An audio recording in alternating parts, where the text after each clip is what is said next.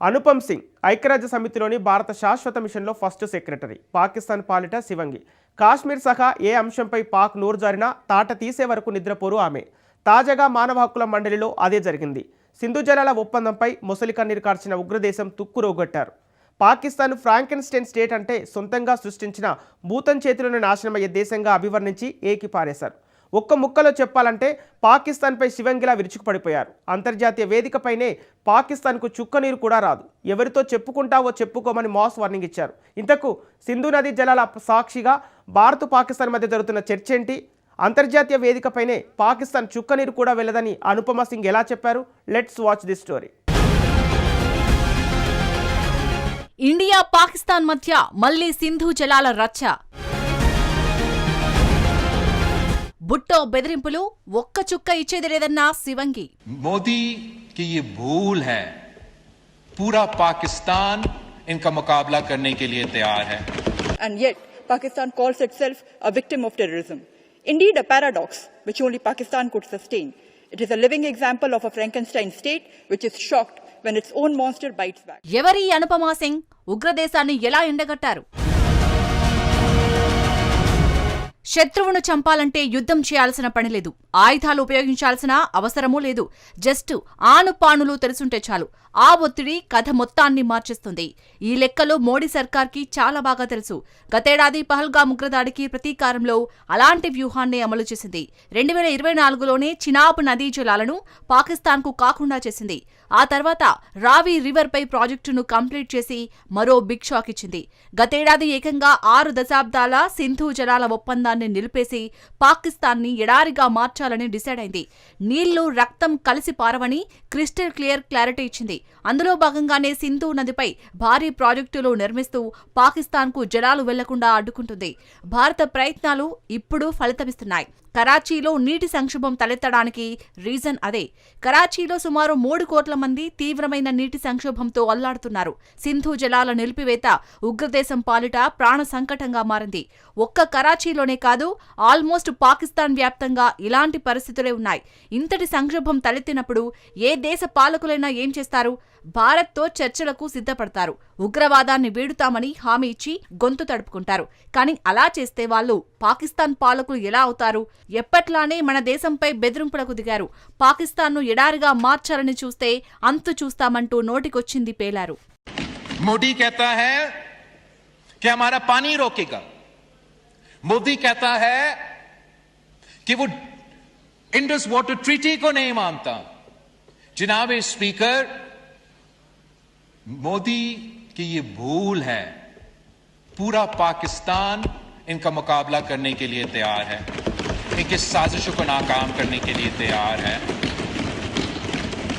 अगर पाकिस्तान का पानी बंद करने पे ये अड़े हुए हैं. విన్నారుగా తలబిరుసు బిలావల్ భుట్టో బెదిరింపులు. ఒకవేళ న్యూఢిల్లీ గనుక పాకిస్తాన్కు అందే నీటి సరఫరాను నిలిపివేయడానికి ప్రయత్నిస్తే తాము కూడా తగిన విధంగా స్పందించడానికి సిద్ధంగా ఉన్నామని హెచ్చరించాడు. పాకిస్తాన్ పార్లమెంట్లో ప్రసంగించిన బిలావల్ పాకిస్తాన్ను ఎండగట్టేందుకు భారత్ ప్రయత్నిస్తుందని ఆరోపించాడు. నదీ జలాల్లో తమకు ఉన్న చట్టబద్దమైన వాటా విషయంలో దేశం ఎలాంటి రాజీ పడబోదని ప్రగల్భాలు పలికాడు. పాకిస్తాన్ తన నీటి వాటా హక్కుల కోసం పోరాడుతుందని బిలావల్ చెప్పాడు. బిలావల్ భుట్టో మాత్రమే కాదు, అంతర్జాతీయ వేదికపై పాకిస్తాన్ దౌత్య ప్రతినిధి కూడా ఇలాగే రెచ్చిపోయాడు. ఇక్కడే సీన్లోకి శివంగి ఎంటర్ అయింది.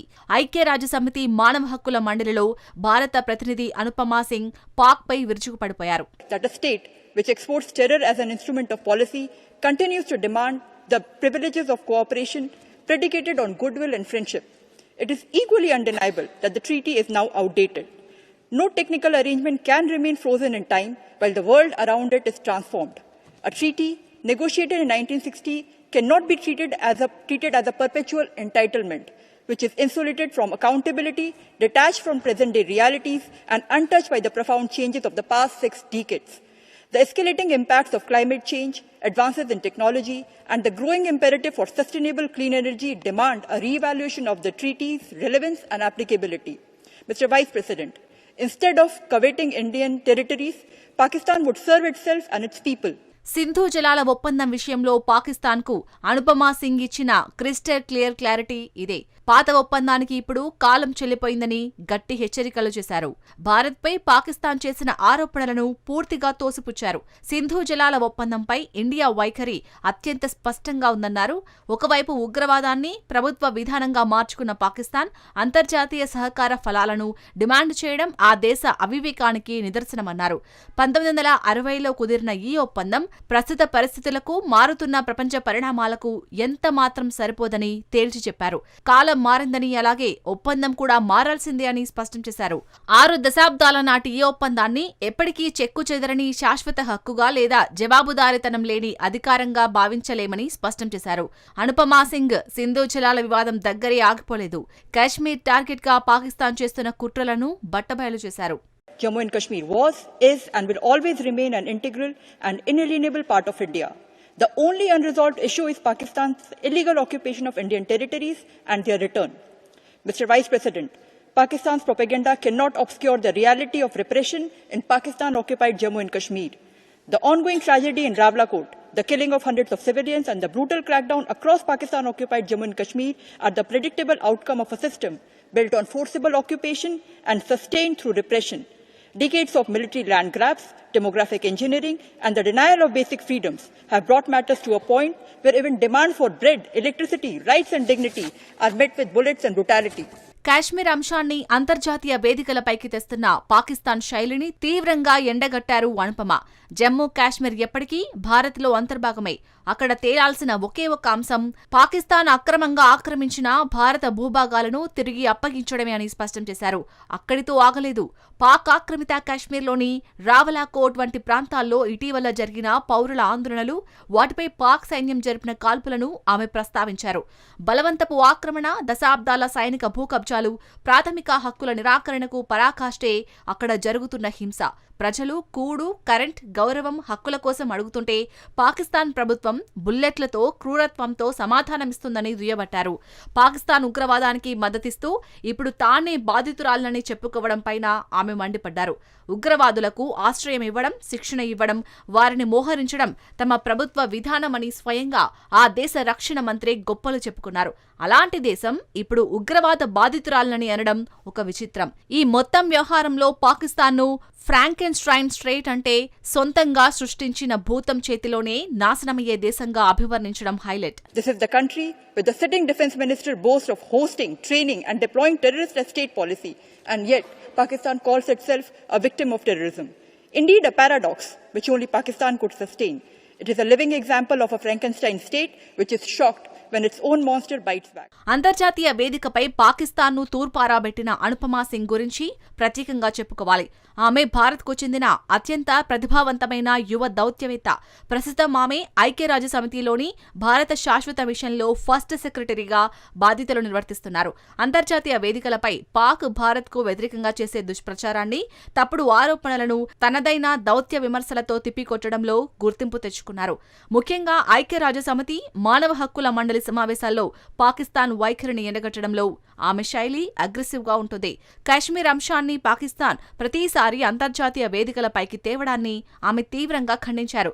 దీనికి ముందు జరిగిన ఐక్యరాజ్యసమితి మానవ హక్కుల మండలి 55వ సెషన్లోనూ, అలాగే జెనీవాలో జరిగిన ప్రపంచ ఆరోగ్య సంస్థ సమావేశంలోనూ కాశ్మీర్ అంశాన్ని పాక్ అనవసరంగా ప్రస్తావించినప్పుడు అనుపమా సింగ్ ఇదే స్థాయిలో విరుచుకుపడ్డారు.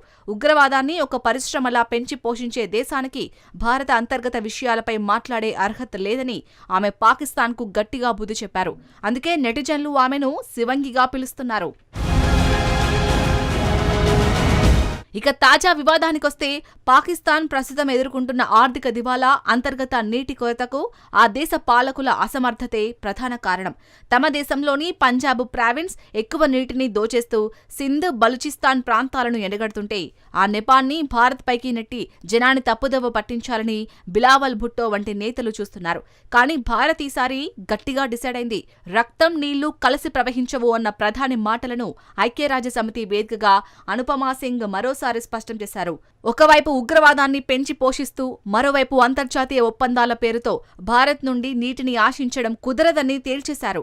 పాక్ తన భూభాగంలో ఉగ్రవాద మౌలిక సదుపాయాలను పూర్తిగా ధ్వంసం చేయనంత కాలం సింధు జలాల విషయంలో భారత్ నుండి ఒక్క చుక్క నీరు కూడా పాకిస్తాన్కు వెళ్లదని స్ట్రాంగ్ అండ్ క్లియర్ సిగ్నల్ పంపించారు. ఈ క్లారిటీ పాకిస్తాన్కు మాత్రమే కాదు, దానికి గుడ్డిగా మద్దతిచ్చే పాశ్చాత్య దేశాలకు కూడా.